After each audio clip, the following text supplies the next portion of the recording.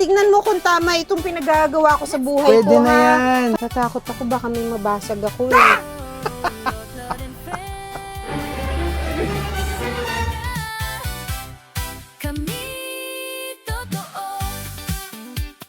Parang gusto ko ng kamati, sibuyas. Ay, sorry. Paul, hindi ako basto, sorry. Kumusta ka na? Tagal na nating di nagsama. May kwento ako, sobrang saya. And we're back. Oy! I'm back. He's back. Anong pinagagawa mo, anak? Wala lang, nagpapamiss lang ako. Totoo ba? Rinig ko, meron kang bagong song. Meron ba? Oo! Parang stream nyo na kaya katiyakan. Oh, wow! Promo. Aga ng promo. Saan?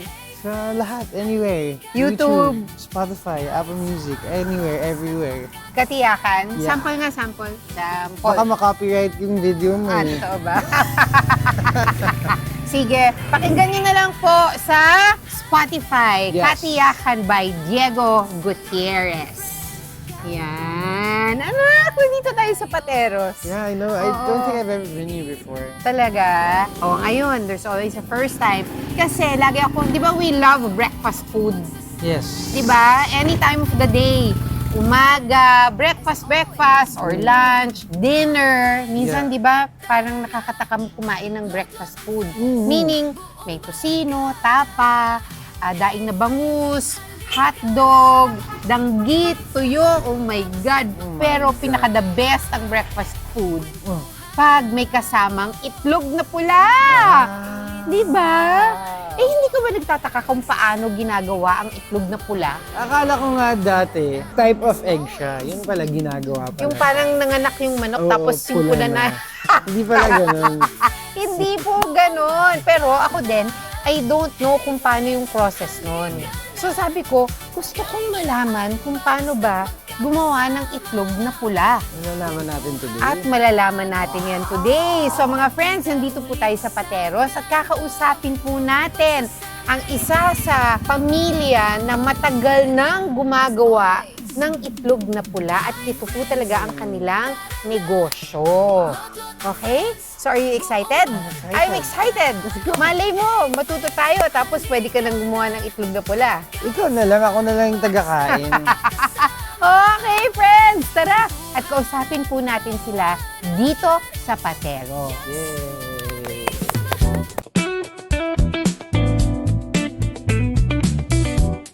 Ayan, mga friends, nandito na po kami sa Flores, the original Flores Balut Industry. Wow! Oo. Eh, tama-tama palayo ako, balot. Oo nga eh. Diba? Ikaw, Balot. Balut, Lot, and Friends. Balot. Pasok na tayo. Ang corny mo eh. Knock, knock. Hello, tao po. Hello po. Hi. Hello. Paul. Ikaw si Afternoon Paul, po. di ba? Yes po. Hello. Paul. Diego. Si Diego. Ako naman si Balot Lot and Friends. Paul, nag-uusap kami ng anak ko. Curious ako. Itong negosyo nyo, ang pangalan ay The Original Flores Yes po. Balut Industry. Yes po. Kailan kayo nagsimula, Paul? Bali early 2000s po. Pero since third generation na ako, more than half century siguro. Grabe. So, passed on from yung mga lolo. Oo. Grabe, ang tagal na. So, yung mga ninuno mo talaga ang nagsimula Yes, po. nitong negosyong ito. Apo. And ngayon, ikaw din ang nagpapatuloy. Yes, po. Isa ka sa mga nagmamanage Yes, po. at nagmamay-ari. Ay, ang dami niyang balot. Tsaka red egg. Red egg. Yan, red egg. Sa Tagalog, Itlog na pula. yan. Ang galing mo, Ano yung anak. salted egg? Ganun din. Salted ba yun? egg. Ah. Salted egg, red egg, balot na, pulang balot. Itlog na pula. Itlog na pula. Ano ba yan? Ang gulo mo kausap, Diego. Shock sa'yo. So, Paul, kwentuhan mo pa ako, paano sila nagsimula? Sino sa mga ninuno mo nagsimula nito? So, bali yung tita ng mother ko. Tita ng mami mo. Okay. Then, so, kinagisnan na nila yung negosyong ito and then hanggang nang tumanda kami, ayan na rin yung nagpaaral sa amin. Yan na rin, kumbaga ito na yung way of living namin. Ang galing. So, ito na ang talagang source of income Income. ever Yes since. So, napag-aral ka nito, Yes po. pagkatapos, buong pamilya talagang ito na yung nagbigay sa inyo ng blessing. Opo. Ika nga. Ay, nakakatuwa. Ang pangalan nitong place nyo ay The Original. The original Flores Balot po. Sino si Flores? Bali yung Flores po is surname po ng mother ko. Okay. How nice. And nung nag-asawa sila ng daddy mo, Opo. your dad also became part of the business Yes na po. rin. Ang galing. So it's all in the family, Yes po. hindi ba? Okay. Oh. Next question. Gusto kong malaman kung paano gumawa ng itlog na pula, yung proseso, gaano katagal. Kasi gusto kong matuto, tapos gusto namin tulungan si kuya kung paano ba. Okay. Pwede ba yun? Opo. Okay. So, una, may itlog ka. Yes po. Normal na itlog. Fresh na egg siya. Bakit Fresh may egg. hindi bang Et- normal na itlog? Hindi ko alam. Ito yung duck Chicken egg. egg. Duck, Duck egg. egg. Duck Duck egg. egg, So, okay. itlog ng pato? Opo. Itlog ng pato. So, bali, ito yung first stage. May mixture na siya ng mud and salt. Oh, okay. Okay. So, putik na may asin. Opo. Then yung mud, ito yung nagsaserve as a paste para dumikit yung salt doon sa egg. Para umalat siya. Yes po. Okay. So, ito, during this process, ito na yung parang fermentation. Gaano siya katagal nandyan? So, depende yun sa, sa volume ng, salt na nilalagay. Then, Saan nyo kinukuha yung putik? sa mga, palayan, ganun po. Sa palayan. So, nilalagay nyo ng katerbang asin, tapos naglalagay kayo ng itlog ng pato doon. Yes po.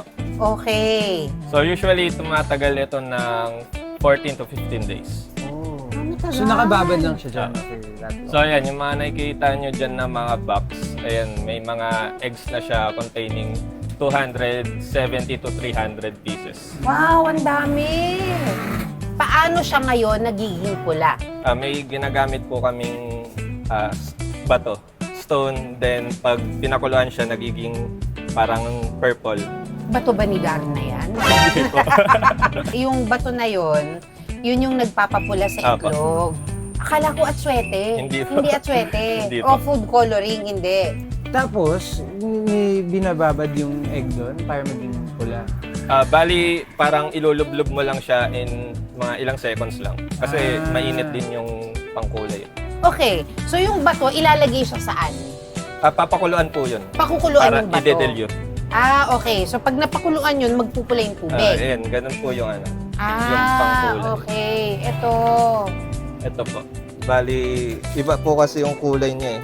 Ganito po yung parang crystal na green. Okay. And then pag nabasa siya, tas Nagiging- nabasa and Oo. then napakuluan, nagiging parang light purple. Okay. Paul, pwede ba akong sumubok? Opo. Okay lang? Kami ni... Hindi na, papanuhin na lang kita. Di, dapat Okay, ano... okay lang, kaya mo na yan. Absent ka na Supportive nga dalawang ako, araw eh. supportive. So sige, hilaw pa to, di ba? Ilaw pa po. Hilaw pa. Tapos gaganyan natin. Pupunuin to ng itlog. Opo. Eto, Depende tama. na po sa inyo. Okay. Ganyan. Tapos, grabe, alam niyo ba mga friends, ang mud, ang alam ko sa mud, talagang meron siyang effect na pampagaling, hindi ba? Kasi maring mga sauna na mud yung mud bath. Yeah, You know? Yung mud bath yung ginagamit, ibig sabihin sa putik sila naliligo. Tsaka yung Tapos- mga mask, may mga mud mask Oo, din. tama, hindi ba? So ito, parang Yung mask provide- ng itlog. Oo. Fireside. Nagawa ko na, Paul. Tignan mo kung tama itong pinagagawa ko sa buhay Pwede ko, na ha? yan. Kasi ayoko makabasag ng itlog. Okay lang po. Ha? Pwede na yan. Okay, Paul. Ganito. So, ito, ilulubog ko. Opo. Ilulubog ko. Dapat one po by one lang, well ha? coated po. One by one? Nakita ko si Kuya kanina, hawak niya yung itlog, tapos ilulubog lang niya with his hands. Hindi Tapos lahat? Pwede naman po Isa-isa. sabay. Pwede Kaso daw. hahanapin mo siya isa-isa. mamaya. Lulutang po yan. Lumulutang ng itlog? E di sabay-sabay mo na. Ready? Get set, go! Okay, yan. Uy, maasin! Maasin nga! Ito. Ayan. Hello, babies! Ayan yung mga itlog. Inaano natin. Malalim to. Walang kakagat sa akin sa loob, Wala no? po. Oo nga, puno. Ayan po, mga friends. So, ito yung putik na may asin na. Di ba? So, igaganyan siya. Okay. Well-coated dapat. Completely. Kung kaya gumawa. Ayun, okay lang. Tapos nito, ililipat ko doon. Apa. Kulang pa may English, tapos pat and then... Kung makapagturo kasi Paul nga, hindi ganyan eh. Ikaw kaya gumawa. Sige na nga. Okay, so, ito okay na to, hindi ba? O Apa. kulang pa? Okay na po yan. Okay na. Tapos, ililipat ko dito. Isa-isa. Kahit ilan po kaya na kami. So ganyan. Paano kung masama yung putik? Okay lang? Okay lang po. Okay. Natakot ako, baka may mabasag ako eh.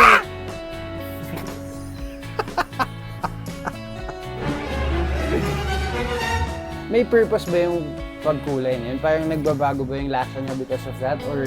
Para ma-identify lang talaga siya na salted egg siya. Okay. Yeah. So yung pangkulay para lang malaman na itlog na pula. Oo. Sa parang naging traditional na asset. Oo, no? Alam mo ba kung Bakit saan kaya hindi blue? Yun nga eh. Alam mo ba kung saan yung history kung bakit naging itlog na pula? Or ba't yun yung pinakulay? You're sure kasi nung ganyan na talaga eh. Simula Same noon method pa. yung ginamit namin simula nung na-introduce sa amin yun. Kukuha ako dyan. Paano? Kakamayin din yan? Yes po. Kakamayin? Gano'ng kadami? Matakpan lang din po. Takpan. Ito. Ayan. Wow! Rock salt. Tapos pag binenta Yes, mo to, Paul, sabihin mo itlog ni Lotlot. Oh my God! Itlog ng Lotlot and Friends. Ayan. Goodness. Ayan. Okay. Ikaw, Paul, may pamilya ka na. Wala po po. Wala ka pang asawa, girlfriend. Meron. Ay, magaling ka sa girlfriend mo! Ay, Shout uy, out. nahihiya si Paul. Ah, cute. Sandali. Tapusin ko na to. Konti na lang. Tatapos na. Tapos, after this process, Paul, saan tayo pupunta? Bali, pagka napuno na po siya, Opo. i-cover na po natin siya para pag umulan, hindi nababasa po. So kailangan tightly sealed Opo. siya. Okay, so dito ilulubog yung ano. Diyan po papakuluan. Tapos dito po Ah, nilulubog. Diyan po sa likod. Right, Dito. pati yung... Diyan po yung may kulay pula. purple na. ito yung kulay pula. Ito po yung mga lutuan. So ang dami. Ilang kilo ng itlog to? Bali, ito po mga 1,500 po pieces. 1,500 pieces Apo. ng itlog. Apo. Kasi ito, mga nasa 1,200 po. And then gaano siya katagal pinapakuluan? Kapag kumulo po, 45 to 1 hour po.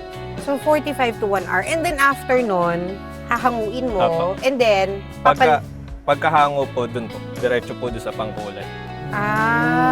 Then, finished product na po. Ang galing. Tapos pwede mo nang ibenta. Apo. Bakit yung ibang itlog na pula malangis sa loob? Ano po yun? Technique po namin yun. Halos lahat po dito sa na itlog na binibenta namin. Oo.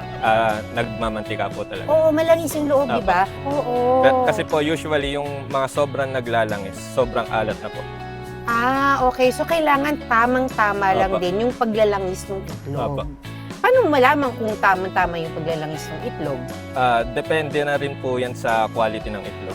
Kung saan nyo binibili. Opo, kunyari po, Kumbaga, yung itik po kasi, depende rin po yan sa itik. Kung ano yung kinakain ng itik. For example, organic po talaga siya. Oo. Sa farm po talaga. Oo. Like sa open field. Oo. Yung mga suso, Oo. mga shell, yun Oo. yung kinakain nila.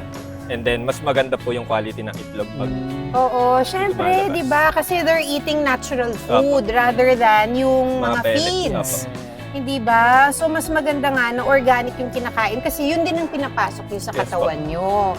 So, mas mainam po. At dito yan, sa Original Flores, balut nyo mabibili. Ito, try ko na po itong balut. Parang kulang. Parang gusto ko ng kamati, sibuyas, sinangag. Meron ka ba nun, Paul? Ay, sorry! Sorry! Paul, hindi ako basto. Sorry. Wait lang.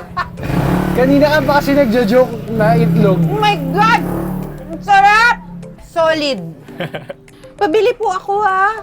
pabili ako ng ng 2 tray. O 3 tray. Kasi marami po akong anak eh, actually. I-share ako. Sarap nga. Sarap, no? Grabe! Mga friends, kita nyo, itong negosyo nila, Paul, is more than how many years? Kung overall po, more than half century na po. Half century. 50 plus years. Hindi mo alam yun? Alam ko. Century 100, half century 50. Alam ko, oh. hindi kita pinalaking ganyan. Ay. 50 years, hindi ba? Ito, and then napasa from generation to generation. Now, si Paul po is 3rd generation na nagtitingin dito sa kanilang negosyo. Friends, sobrang sarap. Sarap. Iba. Teka, Paul, meron kayong mga sinusplayan na ng balot nyo? Marami. Ng Itlog na itlog na maalat. pula. Madami po. Madami na. Kasi para alam nila kung saan sila bibili. Pero, mas mainam po kung dito kayo mismo pupunta sa Pateros at hanapin nyo po yung Flores original na Balot po. balot. Opo.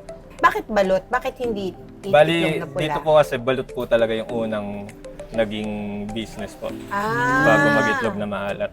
And then, dati, traditional way of making balot yung ginagawa namin. Like yung ipa. What's that? Yung pinagbalatan po ng bigas. Yung balat ng bigas. Doon po namin binababad yung balot para mag-evolve.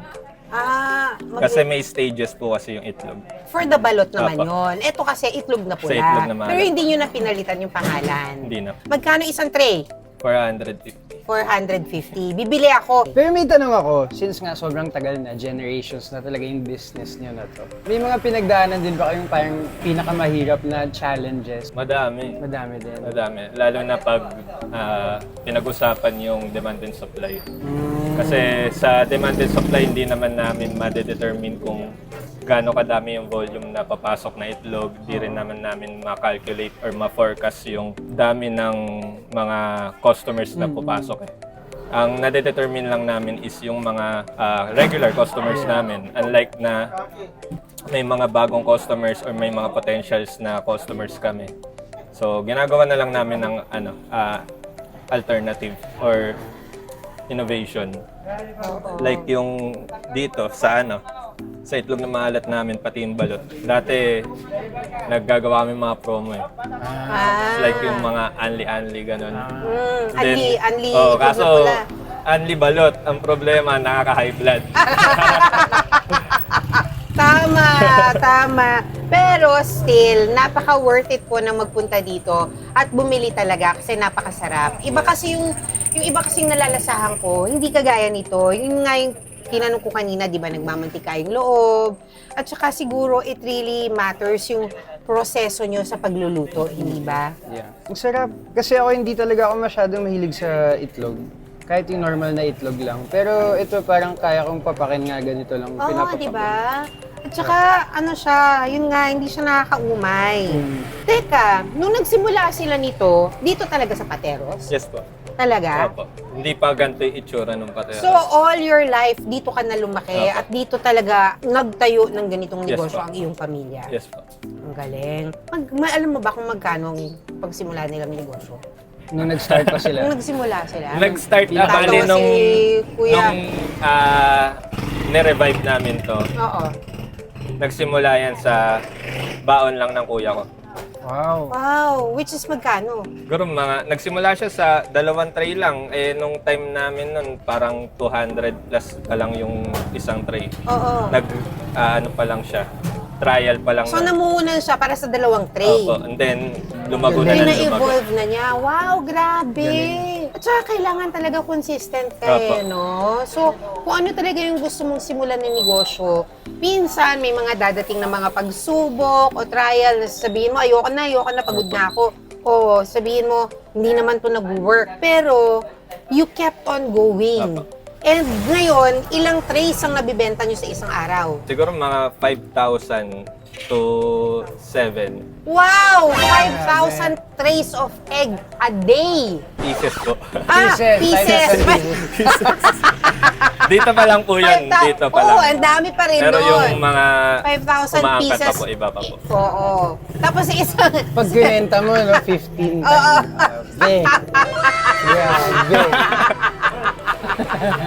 Grabe. Grabe.